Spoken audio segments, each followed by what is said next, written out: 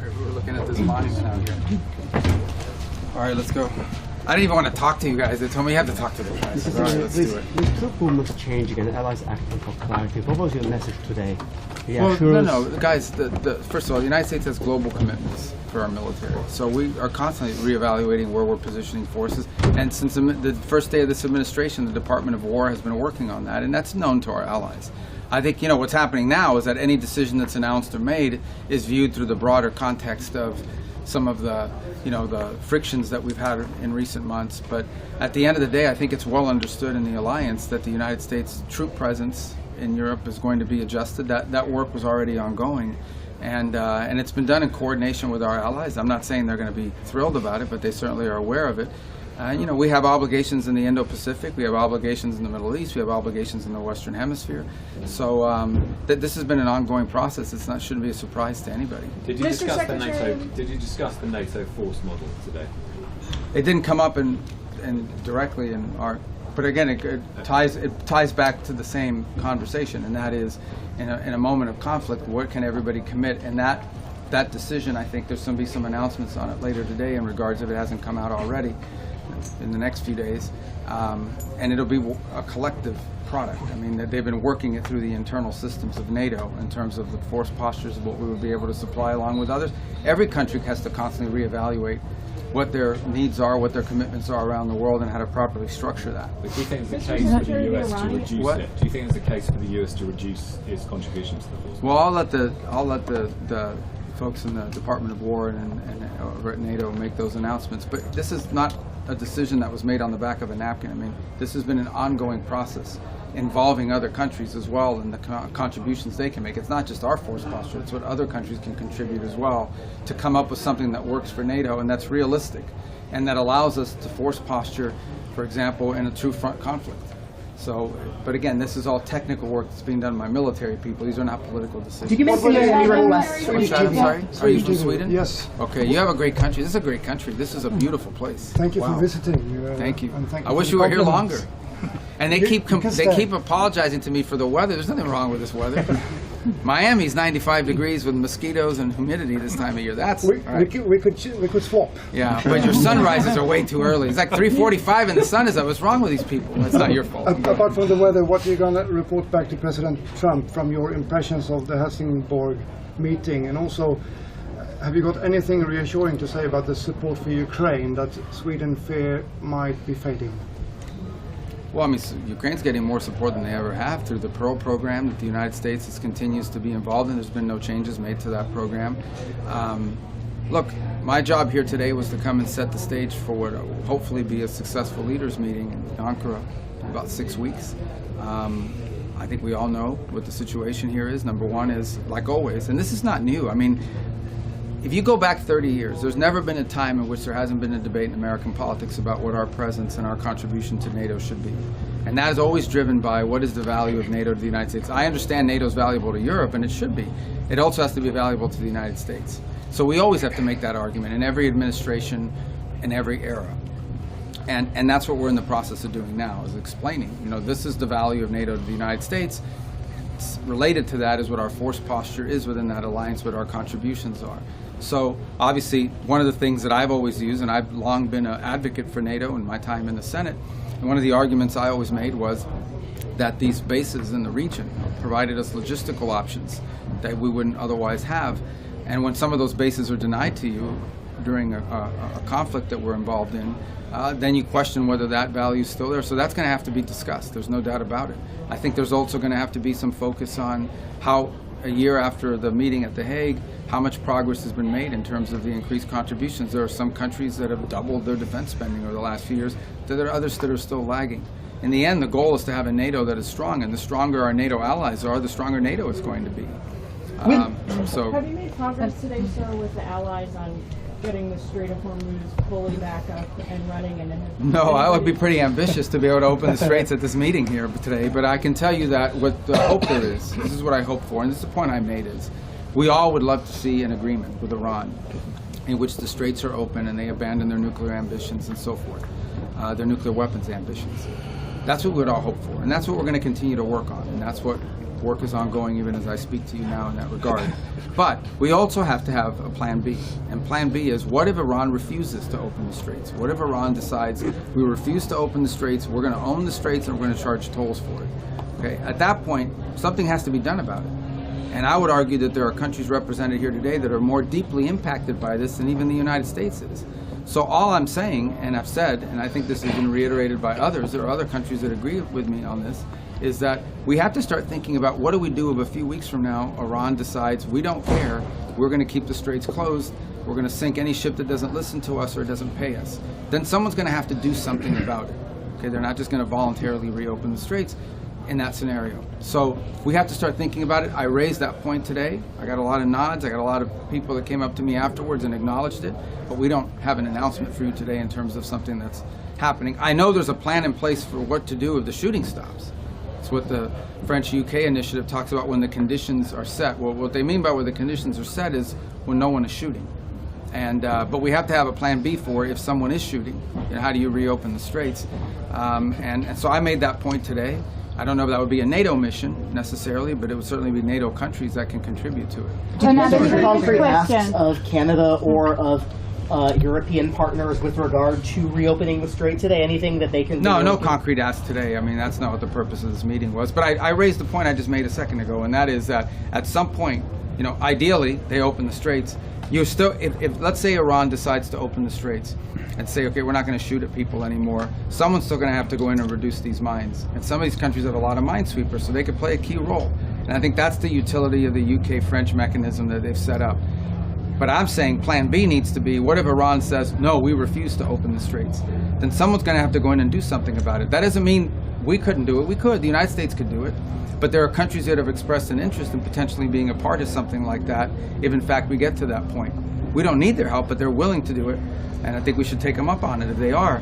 But I don't think there's been any firm commitments or firm asks today. It would be premature. But I just raised the issue that this is something we may need to confront at some point. Again, if we can't get an agreement done, we'd prefer to get an agreement done. Another Swedish question, please. Yes. You had a bilateral with the Swedish administration today. What was the most important outcome of that meeting? With your administration here? Yes. Oh, first of all, well, I told them what I told you. They did a great job of hosting this, and they've been a model ally, really a tremendous addition to NATO. Beyond that, we are cooperating. We have for a long time cooperated on issues of technology and so forth. As an example, Ericsson's a very important company. It's one of the only companies in the world that can compete in 5G and 6G with Huawei, for example. So we have a vested interest in that. We've partnered with Swedish companies for a very long time. Today we signed a memorandum of understanding that further adds to our cooperation on biomedicine, biotechnology, AI, all of these innovative, and we're building on a foundation of years and years, actually decades of cooperation between our two countries.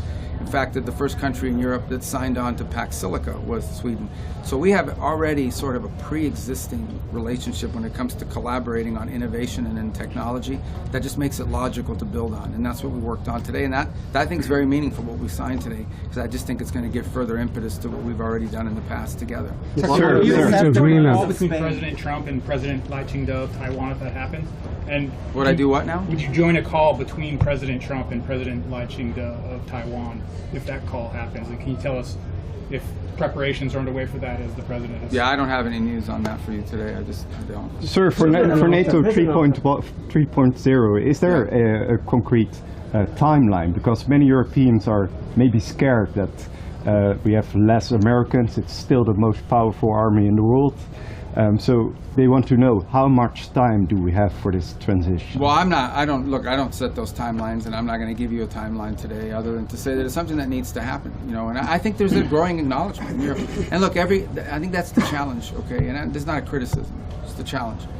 Even though this is a coalition in terms of NATO, and even the EU is still a collection of individual states who all have different politics and all have different budgets and all have different political considerations. And understanding some of these countries have done a lot already and are doing, you know, well ahead of schedule, and others not as much, you know, and for a variety of reasons. And so that's always the challenge with this, is that it's at the end, even though it's an alliance, you're dealing with, you know, individual countries who have their own political dynamics at play. And but look, it can't take forever, because ultimately there are decisions we need to make in terms of our own global force posture. Can you talk about the role of Qatar in terms of negotiating an end to the Iran war? There's some reporting today that a Qatari delegation negotiating team is in Tehran coordinating with the U.S. on trying to bring the war to an end. Well, the primary interlocutor on this has been Pakistan, and continues to be, and they've done I think an admirable job, and that's what we continue to work through. Obviously, other countries have interests, because especially Gulf countries that are in the middle of all this may have their own situation going on. We talk to all of them, but I would just say that the primary country we've been working with on all of this is Pakistan, and that remains the case. And it's my understanding he was supposed to go yesterday, but it could be as early as today, that Field Marshal Munir could be traveling there very, very soon. And we're in constant communication with him at the highest levels of our government, are constantly talking to him. Do you think that the administration has to respect the 76,000 threshold troops deployment, U.S. troops deployment in Europe, or set by Congress, or do you think you can go below that? Below the 76,000 troops, U.S. Were you asking me a legal question, like of our laws, or no? We need to. The United States has global military commitments. We've made commitments to South Korea, to Japan, to other places as well. We're constantly reevaluating the threat matrix in the world. Where could a conflict emerge? Are we properly postured, and so forth? And so this is always the work. Every Department of War, every Pentagon, over every administration has constantly had to reevaluate these things. And so we'll continue to reevaluate. That's been an ongoing process that started from the first day of this administration, and throughout it, in coordination with NATO countries. So none of this is surprising, although obviously I understand why it creates some nervousness. But I think there's a broad recognition that there are going to be eventually less U.S. troops in Europe than there has historically been, for a variety of reasons. In fact, there was a surge after for example, the movement of troops from Germany that was announced a week ago. The Germans didn't freak out about it, because they knew it just took us back to the 2022 numbers, and it was, I think, a reduction of less than 11 or 12% of our total presence there. And understand, sometimes when these numbers come out, these aren't just people with guns. These are support staff. I mean, there's all kinds of other things.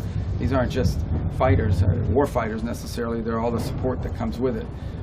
So, although they may be in uniform, and so nonetheless, I mean, but that's always going to be an ongoing process. All right, I do have to run. So a couple more. Is there any role for NATO to play when it comes to the situation in Cuba? NATO's far from Cuba. We haven't talked about that. What do you see as Sweden's role within NATO? Important. I mean, Sweden's been an incredible addition to NATO. Understand, there's a country that basically had to defend itself for a very long time, but it has a robust and mature manufacturing sector, industrial sector, technology sector. So, look, this is not a criticism, so I don't want you guys to read into this as like I'm criticizing some country. But generally, the additions to NATO have been countries that joined because they were in a weak position, and so they joined because they needed the collective strength of an alliance. But when we added the two countries, Sweden being one of them, these are two countries that brought to the table capabilities that NATO didn't used to have, and with whom we've already had long-term defense agreements for a very long time in cooperation.